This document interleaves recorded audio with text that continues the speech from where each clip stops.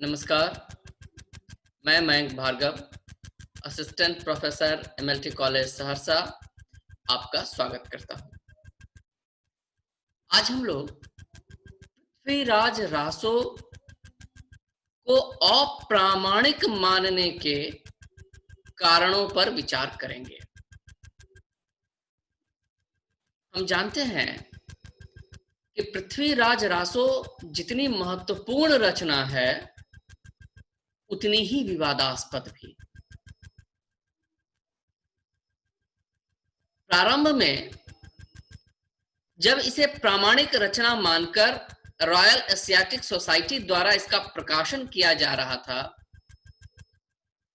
उसी समय doctor Buhler जब कश्मीर यात्रा पर गए थे और उन्हें जयानक रचित पृथ्वीराज विजय नामक ग्रंथ देखने को मिला, उस संस्कृत काव्य की बहुत प्राचीन प्रति उन्हें मिली और उस ग्रंथ को देखने के बाद डॉक्टर बुलर ने रॉयल एशियाटिक सोसाइटी को पत्र लिखकर उसकी प्रामाणिकता पर संदेह व्यक्त किया और उसे जाली ग्रंथ बताया। उसके बाद से ही हिंदी साहित्य में रासो की प्रामाणिकता का प्रश्न विवादास्पद बन गया। विभिन्न विद्वानों ने इस संबंध में विभिन्न मत व्यक्त किए। पृथ्वीराज रासो से संबंधित इससे पहले के एक संवाद में हम लोगों ने उन विद्वानों पर विचार किया था जिन्होंने पृथ्वीराज रासो की प्रामाणिकता पर अपने मत रखे हैं। मूल रूप से या क्या मुख्य तौर पर 4 प्रकार के मत रासो के संबंध में हमारे सामने आते हैं। विद्वानों का एक वर्ग पृथ्वीराज रासो को सर्वथा अप्रामाणिक मानता है। ऐसे लोग चंद्रबरदाई को पृथ्वीराज का समकालीन कवि नहीं मानते। ऐसे विद्वानों में सबसे और कविराज श्यामलदान और कविराज मुरारीदान का नाम प्रमुख है। बल्कि कहें कि डॉक्टर बुलर से भी पहले इन्होंने संदेह व्यक्त किया था। सबसे पहले पृथ्वीराज रासो की प्रामाणिकता पर संदेह इन लोगों ने व्यक्त किया। श्री गौरीशंकर हीराचंद ओझा ने पृथ्वीराज रासो की प्रामाणिकता के संबंध में अकाट्य तर्क दिए। डॉक्टर बुलर की चर्चा भी की। इनके अलावा मॉरिसन, मुंशी देवी प्रसाद, श्री अमृतशील एवं आचार्य रामचंद्र शुक्ल, डॉक्टर राम कुमार वर्मा जैसे विद्वान इसमें आते हैं। इसके समानांतर बहुत सारे विद्वान रासो को प्रामाणिक मानते हैं और चंद्रबरदाई को पृथ्वीराज का समसामयिक कवि भी मानते हैं। डॉक्टर श्याम सुंदर दास, मिश्र बंधु, मथुरा प्रसाद दीक्षित, मोहनलाल विष्णुलाल पंड्या, मोतीलाल मिनारिया आदि समीक्षक पृथ्वीराज रासो को प्रामाणिक मानते हैं। विद्वानों का एक वर्ग पृथ्वीराज रासो को अर्ध प्रामाणिक रचना मानता है। ये लोग यह तो स्वीकार करते हैं कि चंद्रबरदाई पृथ्वीराज के दरबारी कवि थे और उन्होंने रासो ग्रंथ की रचना की थी, लेकिन इनके मतानुसार पृथ्वीराज रासो अपने मूल रूप में अब उपलब्ध नहीं है। उसका अब उपलब्ध रूप परिवर्तित एवं विकृत है, और इसलिए ऐसे विद्वान पृथ्वीराज रासो को अर्ध प्रामाणिक रचना के रूप में देखते हैं। डॉक्टर सुनीति कुमार चटर्जी, मुनि जिन विजय, अगरचंद नाहटा, डॉक्टर दशरथ शर्मा, कविराज मोहन सिंह और डॉक्टर हजारी प्रसाद द्विवेदी जैसे विद्वान पृथ्वीराज रासो को अर्ध प्रामाणिक रचना के रूप में ही देखते हैं। इसके साथ साथ कुछ ऐसे विद्वान भी हैं जो चंद को तो पृथ्वीराज का समकालीन मानते हैं, पर कहते हैं कि चंद बरदाई ने पृथ्वीराज रासो नाम का कोई ग्रंथ नहीं लिखा, बल्कि उसने कुछ स्फुट पद लिखे।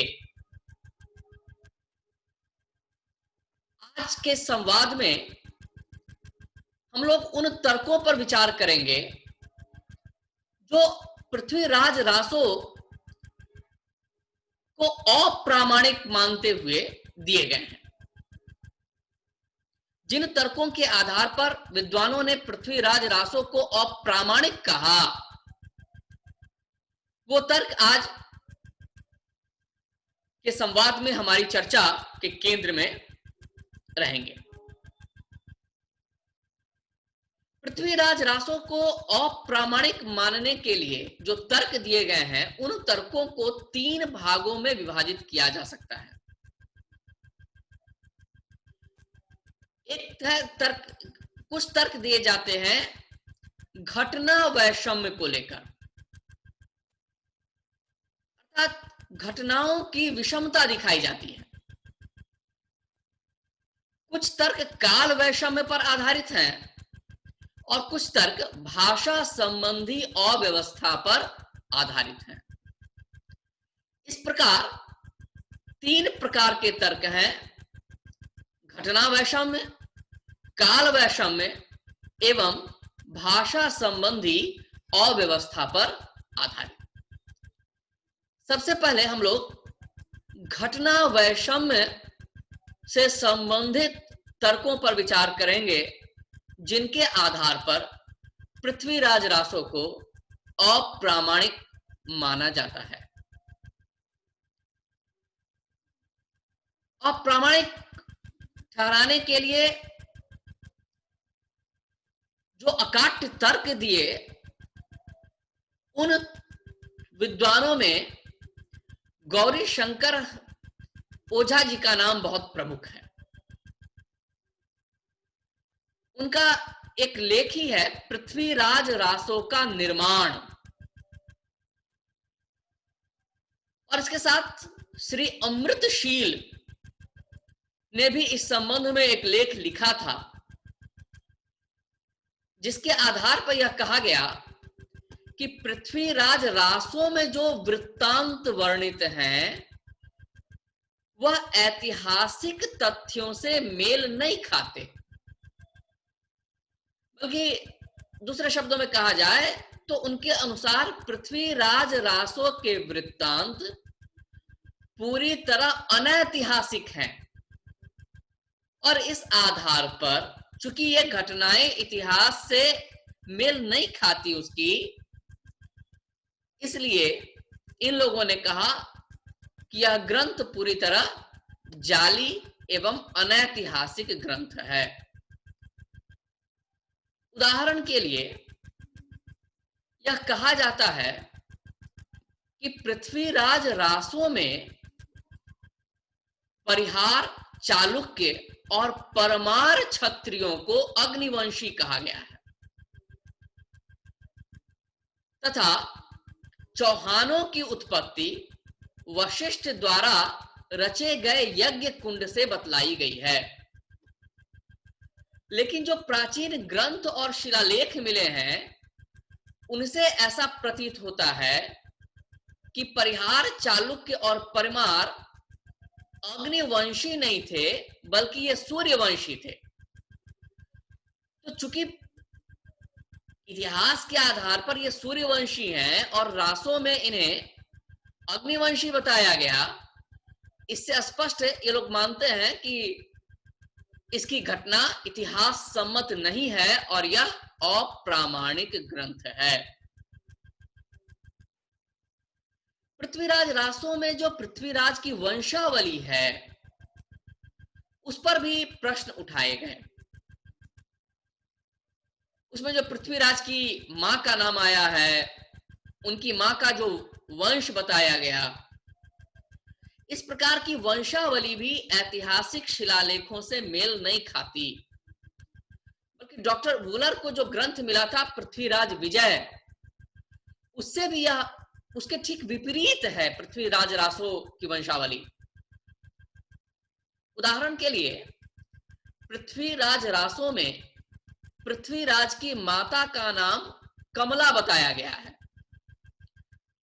जो अनंगपाल की पुत्री थी।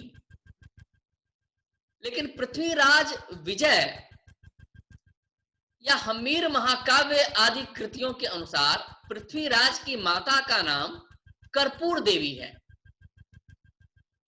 जो त्रिपुरी के हैहय वंशी राजा तेजल की पुत्री थी।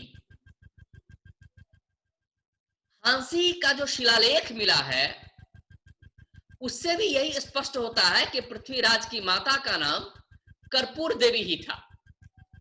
लेकिन पृथ्वीराज रासो में तो कर्पूर देवी की जगह कमला बताया गया है। तो यह वंशावली भी मेल नहीं खाती है, जिस कारण से पृथ्वीराज रासो को अप्रामाणिक बताया गया। जो घटनाएं हैं कुछ वर्णित पृथ्वीराज रासो में, वह भी साम्य नहीं खाती दूसरे ग्रंथों से। जैसे पृथ्वीराज रासो में वर्णित है कि पृथ्वीराज के 14 विवाह हुए थे जब वह 11 साल का था, उस समय से लेके जब वह 36 साल का हुआ उसके बीच। लेकिन गौरी शंकर ओझा तो कहते हैं कि ऐतिहासिक तथ्यों से पता चलता है कि पृथ्वीराज तो 36 साल तक जीवित भी नहीं रहे, 30 साल की अवस्था में ही उनका देहांत हो गया। तो जिससे स्पष्ट है कि जब 30 साल की अवस्था में ही उनका देहांत हो गया तो 36 वर्ष तक उनकी शादी कैसे हो सकती है। तो इस तरह की घटना भी मेल नहीं खाती। बल्कि कई घटनाएं तो ऐसी वर्णित हैं जो इतिहास से जिनके बारे में पता चलता है कि वह 100 साल आगे या 100 साल पीछे की घटना है। यानी पृथ्वीराज रासो की घटनाएं इतिहास सम्मत नहीं है, इसलिए भी इस ग्रंथ को अप्रामाणिक ग्रंथ माना जाता है। एक और उदाहरण से इस बात को देखा जाए तो पृथ्वीराज रासो में पृथ्वीराज की बहन का नाम बताया गया है प्रथा, और उसका विवाह बताया गया है मेवाड़ के राजा समर सिंह के साथ। और जब पृथ्वीराज रासो गए शहाबुद्दीन गोरी के साथ युद्ध करने, तो इस समर सिंह की मृत्यु हुई। लेकिन शिलालेखों से पता चलता है कि समर सिंह विक्रम संवत 1358 तक जीवित थे। यानी पृथ्वीराज की मृत्यु के 109 साल बाद भी उनका जीवित रहना सिद्ध होता है। तो इस तरह की घटनाओं से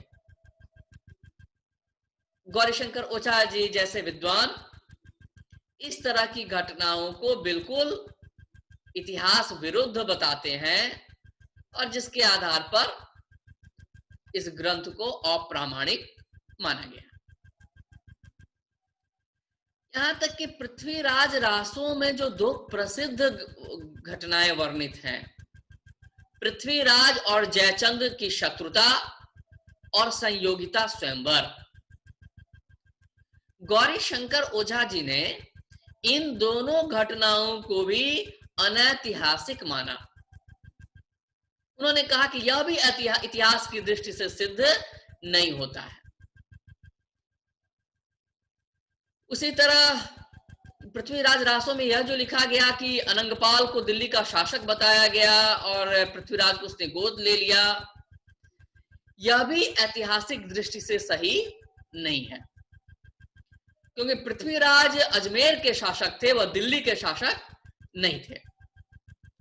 और अमृतशील जी ने जो लेख लिखा उससे स्पष्ट है कि विक्रम संवत 1120 के कुछ साल पहले बिसल देव ने दिल्ली पर जीत हासिल कर ली और उसको भी अजमेर राज्य में मिला लिया था।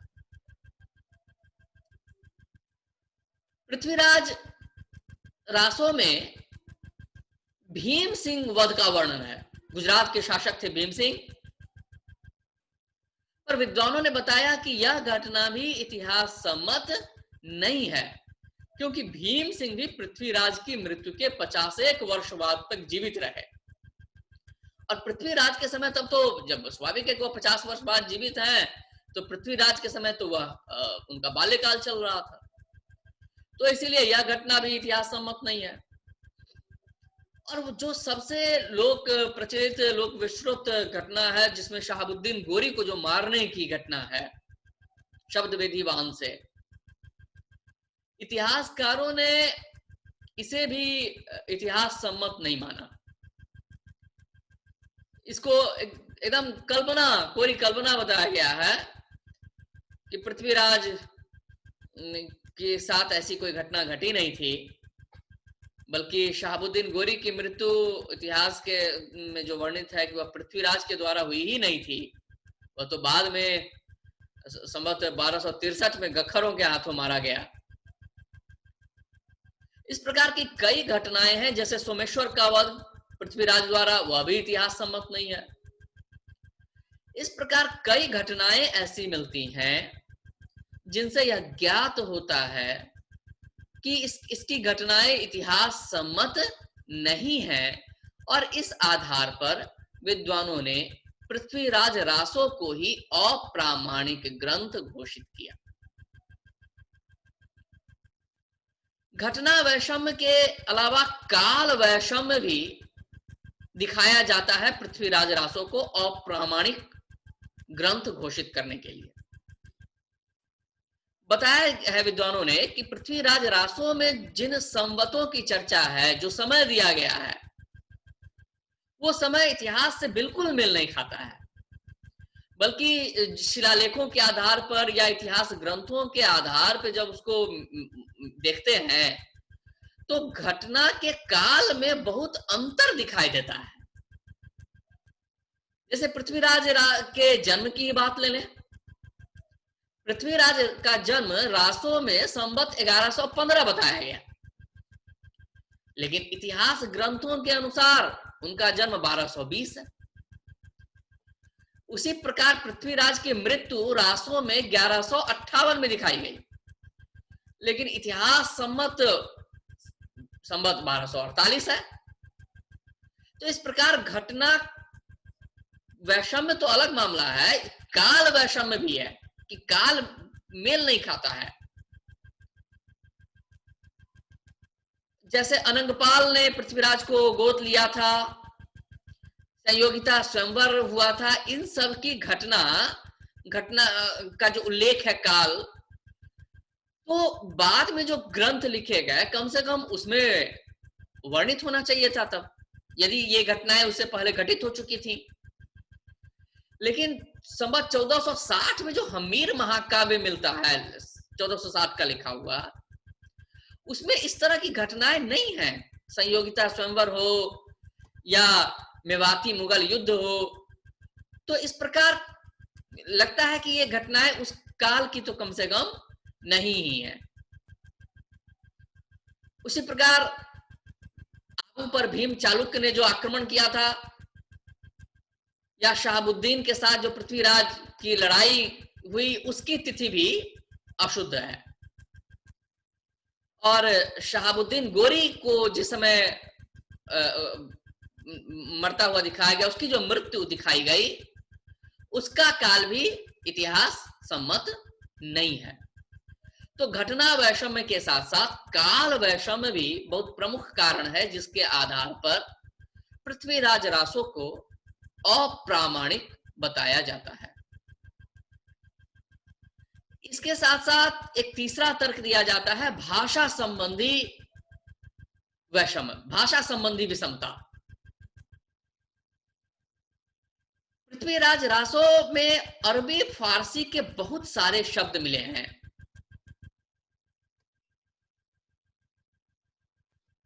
और बताया जाता है कि 10% से ज्यादा ऐसे शब्द हैं जिनका व्यवहार कम से कम चंद बरदाई के समय तो नहीं ही होता था। और पृथ्वीराज रासो की जो भाषा है उस भाषा में अनुस्वारांत शब्द बहुत हैं और भाषा में स्थिरता नहीं दिखाई देती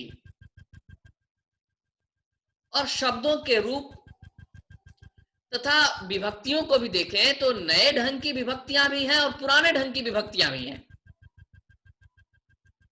विभक्तियों का सवाल बहुत महत्वपूर्ण है क्योंकि इसी आधार पर रामस्वरूप चतुर्वेदी ने इसे हिंदी का प्रथम महाकाव्य कहा, क्योंकि विभक्तियां वहां कहा कि प्रसर्ग अलग हो जाते हैं वहां, लेकिन नए पुराने ढंग की विभक्तियां दोनों दिखाई देती हैं। तो प्रसिद्ध भाषा शास्त्री थे डॉक्टर धीरेन्द्र वर्मा, उन्होंने भाषा के आधार पर ही इसकी विवेचना करते हुए कहा था कि पृथ्वीराज रासो 16वीं शती की रचना है, यानी बहुत बाद की रचना है। तो इस प्रकार ये 3 प्रकार के प्रमुख कारण बताए जाते हैं, घटना वैषम्य, काल वैषम्य और भाषा संबंधी अव्यवस्था, जिनके आधार पर पृथ्वीराज रासो को जाली ग्रंथ, संदिग्ध ग्रंथ या अप्रामाणिक ग्रंथ बताया जाता है। क्योंकि यदि चंदबरदाई पृथ्वीराज के समकालीन होते और उन्होंने पृथ्वीराज रासो की रचना की होती तो घटनाओं के वर्णन में, काल के वर्णन में इतनी ज्यादा गलतियां नहीं होती। इसीलिए आचार्य रामचंद्र शुक्ल जैसे बड़े विद्वान को यह कहना पड़ा कि यह ग्रंथ वास्तव में जाली ग्रंथ है, पूरी तरह जाली ग्रंथ उन्होंने बताया। उन्होंने कहा कि यह हो सकता है कि इस ग्रंथ में कुछ पद चंदबरदाई के लिखे हों, उनके पद भी हों शामिल इसमें, लेकिन उन्होंने कहा कि यह पता लगाना असंभव है कि इसमें आखिर चंदबरदाई का लिखा हुआ क्या है, कितना है। और शुक्ल जी ने कहा कि यदि कोई समसामयिक कवि इसके रचयिता होते तो प्रक्षिप्त अंश बाद में मिले होते, कम से कम जो मुख्य घटनाएं हैं वह और संवत है वह तो शुद्ध होता, इतिहास सम्मत होता। और शुक्ल जी का निष्कर्ष है कि लगता है कि पृथ्वीराज के पुत्र गोविंदराज या उनके भाई हरिराज या उनका कोई वंशज होगा जिसके यहां चंद नाम का कोई भट्ट कवि रहा हो, जिसने पृथ्वीराज की वीरता की कहानियां सुनी हो और उसने अपनी कल्पना से इन सुनी सुनाई घटनाओं के आधार पर बाद में यह ग्रंथ तैयार किया हो, और उसके बाद तो बहुत सारी प्रक्षिप्त चीजें इसमें मिलती चली गईं और जिसके आधार पर इतना बड़ा ग्रंथ आज हमें दिखाई देता है। तो इस प्रकार इन विद्वानों ने पृथ्वीराज रासो को अप्रामाणिक बताया, जिसके पीछे घटना वैषम्य, काल वैषम्य एवं भाषा संबंधी अव्यवस्था के तर्क दिए। इसके समानांतर बहुत सारे विद्वान ऐसे हैं जिन्होंने रासो को प्रामाणिक ग्रंथ बताया। रासो की प्रामाणिकता के पीछे भी कई तर्क दिए जाते हैं, जिसकी चर्चा हम लोग अगले संवाद में करेंगे। आशा है आज के संवाद द्वारा हमारे विद्यार्थी मित्र उन तर्कों से परिचित हुए होंगे जिनके आधार पर इस ग्रंथ को विद्वानों ने अप्रामाणिक सिद्ध किया है। इसकी प्रामाणिकता पर विचार अगले संवाद में होगा। आपके सहयोग के लिए, साथ बने रहने के लिए बहुत बहुत धन्यवाद, आभार।